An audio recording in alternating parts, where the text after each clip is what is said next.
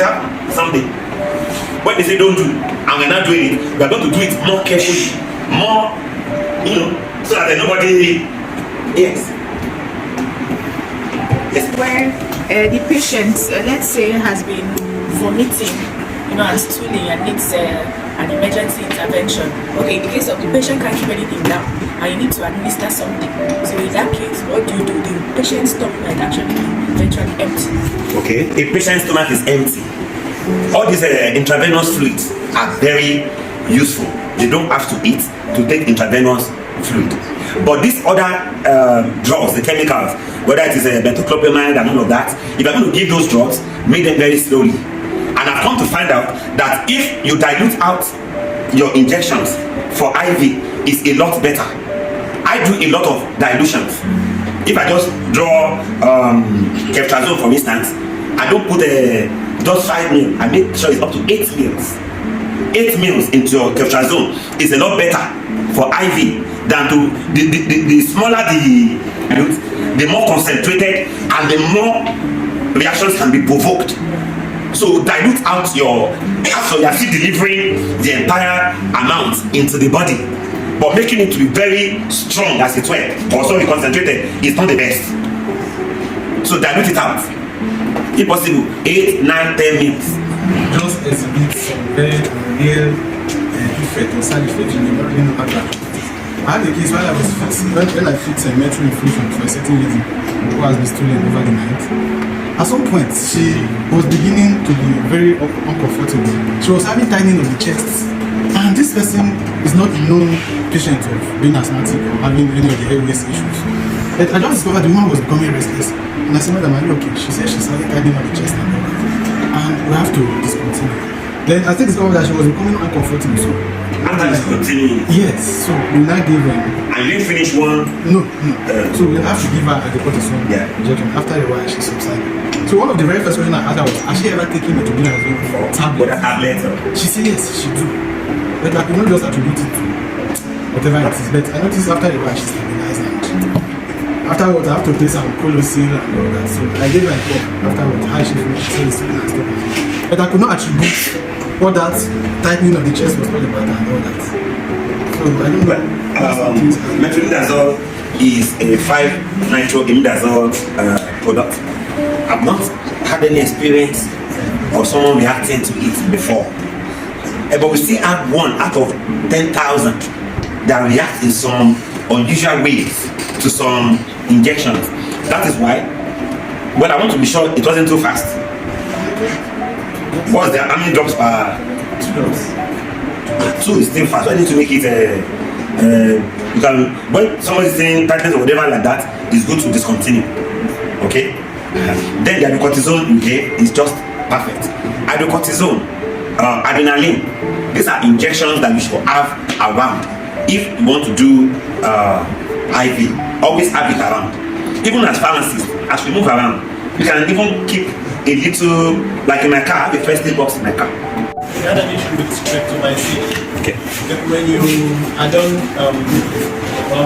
putting it in the syringe, it becomes difficult to administer. It happened about 3 times, and I then to question why I changed the syringe. When you change it, it's still very difficult.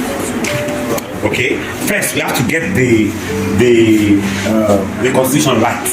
It happens in strep. It happens in Ritapen. Okay. And I don't know whether Ritapen is still popular. It happens. So you have to ensure that you put enough. That's your strep. How many mils? Up to 8 mils or less. You should put 8 mils. If you put 8 mils into that vial, everything will now come to 10 mils, and then the dose is 2 mils every day. So if you do less, it becomes too thick and it can block. And most of the time, since I don't always use the needle that I used to mix, once I remove that, sometimes I draw back the stuff to allow some little air, and then I now push to remove that, and I push a little out again. So before it flows, before I now inject, it goes out. If you don't ensure that happens, by the time you push into someone's bumble, and you want to push, it's not going. You have to now remove. Start reworking to ensure the flow. So let the mixture be up to 8 mils, not less than that. Anything less than that can make the stuff to block the ball of your needle. And once I remove the needle I've used to draw and all of that, I remove that, I draw back a little, put my new needle for the injection, then remove the air, push a little, let it flow through, remove the cover, then I'm ready to inject the flows. Then these days, I don't know, all kind of drugs. I probably don't have it, because if you mix your strength and you're touching it, it should be warm. Was your own warm? And you can't miss it. Once you mix strength and you hold the vial in your hand, you should feel the exothermic reaction. It should be warm, it should be hot. Otherwise, sometimes what we have is not even strength. Now that we pharmacists don't even ascertain the quality of our drugs, all we do in most places, we collect the drugs from the vendors and count that they're complete, and then we stock them on our shelf. No quality control, anything. And anybody can be out there producing. Don't you know what this beer of a strep? They buy them. There's a man that buys them in Imeh. And I keep wondering, what does he do with those stuffs? Okay? Yeah, so let's get to one of the treatments and then start. How about you? Yes, I want to insert a cannula on my patient's hand.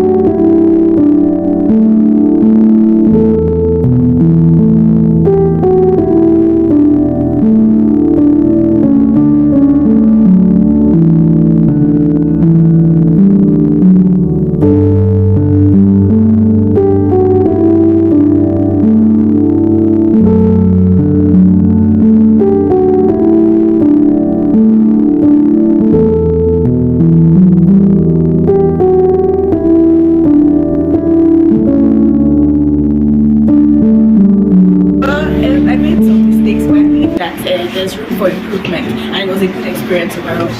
Thank you.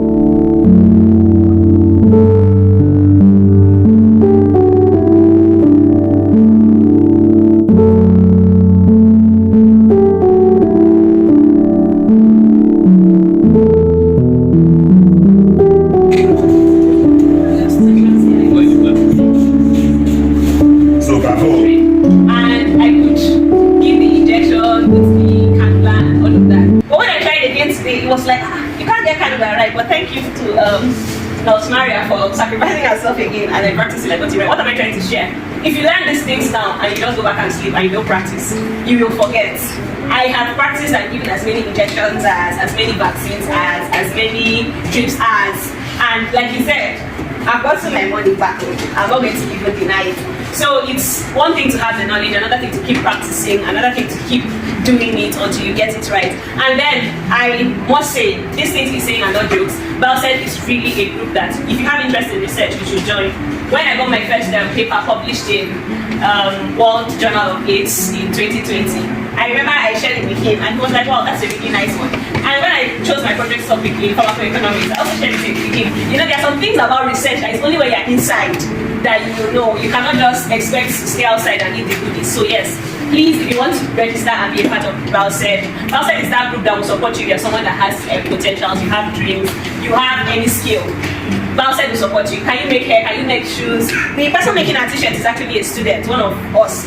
Through Bioscird, he got the job, and the person making our scouts, the person making our word code. So if you have a skill, it's that opportunity to share and be a part of it. I remember participating in the spelling bee too, and really, Bioscird just comes up with giveaways. People win laptops, people win phones, people win a lot of things. So I'm saying that it's an opportunity that you should not take for granted. It's a platform that you should not joke with, and we hope to see you in Bioscird. Thank you. Thank you very much, Ali. I hope to see all of us in Bioscird. So, as you make up your mind to sign up, sign up. You know, I'm not telling you to spend something that Bioscird can pay their school fees. If I tell them that, how much? 7,000. They will pay. They will not come and collect 70,000. Why do people like this? All right, thank you very much. Yes, sir. As regards the certificate, Yeah. how do you go about it? Yeah, about the certificate. Like I told us, you will need to do 2 copies of your experience. If you now find out that you left some things out, we are going to have to tell you that while you write all this thing, you didn't even talk about using cotton wool to clean. Yeah, because they are important things before we hand the certificate to you. It's what to say, I participated. Oh yeah, certificate. Those things, we are more concerned that you can do this thing well and you are doing it well. And again, we are going to be following up on you. Are you giving injections? I was part of the Bioscird training, and it's been a good one. I learned a lot, you know, and I'm hoping to put into practice all that I've learned. It's been an eye-opener, you know, and it has shown me that I actually have a lot to offer, you know, as a pharmacist, to ensure safe and effective delivery of drug and other medications. So, and it's been a wonderful experience. Thank you very much. Good afternoon. I'm pharmacist Kuba, and I happen to be here for a training telling us about parenteral administration of drugs. And I've learned so much about administering IM, IV, and we also demonstrated the use of cannula, which before now I have not really used, I have not put to practice. But we were able to demonstrate it here today using some of us as subject, and I think it's what I really appreciate. Thank you very much. Hello, good afternoon. My name is Jennifer Obianujo, and today I've really learned a lot. And Bioscird has actually taught me a whole lot of things. And I could actually tell you that today I learned how to use cannula most perfectly very well. You know, most of us have fear, that phobia of when you want to try to pierce our patients, and we don't know how to navigate our ways, and we don't know how to do it perfectly. So I've actually learned it in a very perfect way today through Bioscird, and thank you to my friend Awofisayo so well. So I'll really urge everyone out there to come to Bioscird, because you will learn a lot of things. I mean, a whole lot of things. I can't tell you everything through it, but trust me, when you make contact with Bioscird, trust me, you can never be the same. Thank you so very much, Bioscird. I'm very happy. Thank you. Pharmacist David Ben, by the grace of God, the state coordinator of PSN Young Pharmacists Group Akwa Ibom State. So PSN-YPG Akwa Ibom State collaborated with Bioscird to train young pharmacists on the basic skills of Parenteral Drug Administration. I want to tell you that it was actually worth it. We learned a whole lot. We learned how to administer parenterals through the intramuscular routes, through the subcutaneous route, the intravenous, and even the intradermal. We learned how to set the drip, how to set cannula, and all of that. It is a skill that will stay with us for the rest of our life, and we do not regret it at all. So YPG Akwa Ibom State is focus. We actually promise to engage in a lot of personal development programs for young pharmacists in Akwa Ibom State, and this is just one of it. We are out to learn a lot of skills to improve on our practice, and we are very grateful to Bioscird International for partnering with us to make this a reality. We are looking forward to more partnership in the future, so thank you so much. We appreciate it. Hi everyone out there, my name is Imeh, pharmacist Imeh. You can call me that. I am a participant, one of who participated in training by Bioscird in collaboration with PSN-YPG Aks State, and I must say that it was worth it. It's worth every amount, every sacrifice we need to be here. It was worth it. And then our tutor, Awofisayo, he's good. I mean, the details, the attention, each and every one of us. So long as you're willing to learn, he's going to be there for you. Oh, sir, please come over here, and then he's right here with you. For me, this is my first time handling a needle and a syringe, and I must say it's, when you get to watch someone who is good repeat the same thing over, it was easy for me. From someone like me who already has a phobia for needles, and then it was just my first time handling a needle and syringe, and I was able to overcome that fear with PS. I did it perfectly, though I was also a recipient of the other end. I don't want to know the outcome of that one. So I must say, so for young pharmacists outside there, for pharmacist students, elders in the profession really, because most of our elders too, they've not had this skill that we have an opportunity to have. Feel free, come to Bioscird, join trainings. It is worth every amount. Thank you.